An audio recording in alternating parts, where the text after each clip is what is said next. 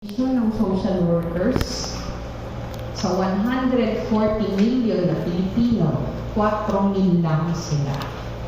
4,000 lang ang ating mga social workers. Okay? Hindi ko po alam sa Asosasyon ng Medical Social Service, but I guess the figure includes the medical po, mga Muslim. Psychiatrist, alam nyo ba kung ilan lang ang doktor natin sa pag-iisip sa buong Pilipinas? 500 lang po.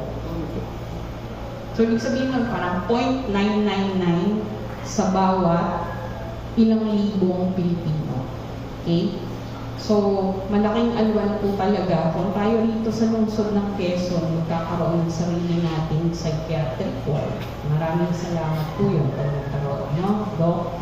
And then, sa psychologist, wala pa po, based sa PRC data, wala pa po kaming 2,000.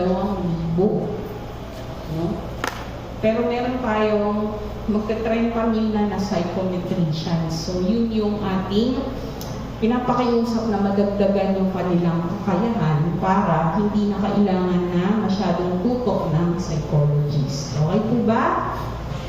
Okay, ang pinakasentro ng mga serbisyo sa ngayon ay nasa Mandaluyong. Sa Barangay Mauway, 9 de Febrero, ang National Center for Mental Health. Sana po, pag kailangan natin pumunta doon, huwag po tayo panghinaan ng loob. Huwag po natin isipin na baliw tayo. No? Kasi nandun po ang mga espesyalista. Para din po yan yung sa orthopedic. Kahit gaano kayaman yung tao o yung pasyente, sa orthopedic pa rin yung pinakamagandang ospital kung tungkol sa mga problema sa buto, sa operasyon. Ganito. No? So sa ngayon, halimbawa nasa Region 3 kayo, yung Mariveles, Bataan, Mental Health and Well-Being Hospital. Yun po yung kapatid ng NCMH. Okay? So, ito po yung mga contact center. Meron din po silang device na parang hindi na kayo kailangan pumunta doon. Meron silang face-to-face consultation at saka online consultation. Ganun pa man, pinapaalam po namin sa NCMH na pag bata ang nire-refer natin, kailangan personal pong dalhin doon. At pag adult, kailangan ng at least 3 magkakasunod na consultation bago kayo bigyan ng certification ng diagnosis. Okay po? At ang pinakamahalaga po, mabilis po ang kanilang malasakit center. Okay? So, I know these things, alam po ng inyong social service. And, meron din naman silang emergency services. So, kung kailangan pong mag-refer emergency, kinikilala po natin yung paghamon na malayo, no? So, sana nga. Meron sa East Avenue, meron din tayo. At kung kayo'y mapapadako sa Viluna, yan ang pinakamalapit, although outpatient, meron po tayong Philippine Mental Health Association.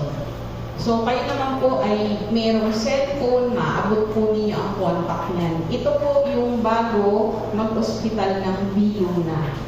No? Meron po dyan NGO na merong mga psychiatrist at mura lang. So, Ate Marilu, sa NCMH libre. Sa Viluna. Yan. Sa Viluna. Hindi po sa Viluna, sa may Mandaluyong po. Sa Mandaluyong. Okay? At meron po tayong mga link ng iba pang psychiatric and psychological services dito sa baba. Yung HTTP, pindutin niyo lang po, lalabas lahat dyan. Nandyan yung Silakbo Philippines, ganyan. Kasi meron naman po mga NGO din na nagkikater. Ang Philippine Mental Health po, meron po iba't ibang chapter sa lahat ng rehiyon ng bansa. So sa ngayon, sa East Avenue ay isa rin pong pinupuntahan na psychiatric center. Meron din po ata tayo sa may heart center, no? Pero on a limited basis. Pero para po safe po, and kung hindi naman kailangan ng confinement at nalalayuan kayo sa Mandaluyong, dito po sa Philippine Mental Health. Okay? Sabi kanina, bakit kayo? Okay? Tama si ma'am, dahil vulnerable ang mga may kapansanan. Pero, sinasabi rin namin ni ma'am sa inyo na hindi porke may kapansanan kayo, matik, magde-develop kayo ng mental health condition. Okay? Merong panganib dahil sa ating vulnerable kalagayan, pero sa araw na to, sana nakapagbahagi kami ng mga maaari niyong gawin. Sa inyong mga suliranin, mga pagiging kapos at lahat, mayroon po malalapitan na sangay ng gobyerno. Huwag niyo pong suluhin. Okay po?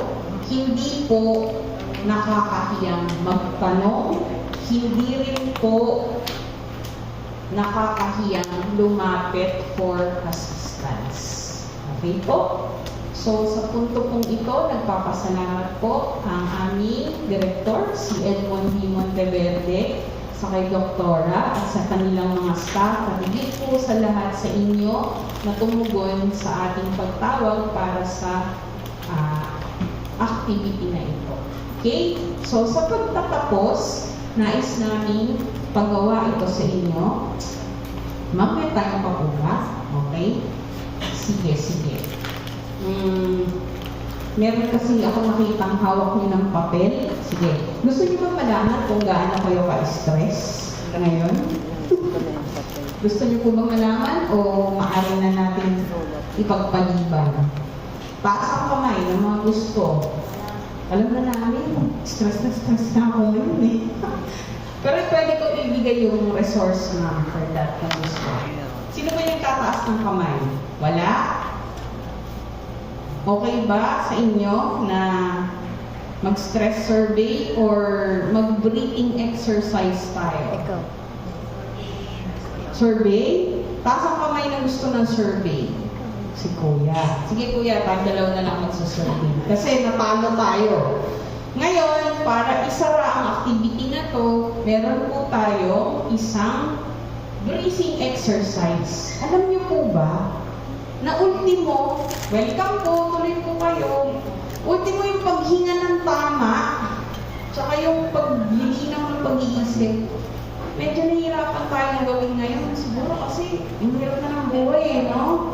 Okay? So, sige. Umupo kayo sa pinaka-komportable ninyong lugar.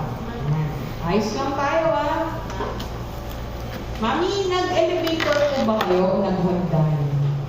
Ay, very good. Sige po, chill-chill lang. Okay? Habang ipe-play ni ma'am, sundin nyo kung ano yung maririnig ninyong panuto. Okay po ba? Sige, ma'am.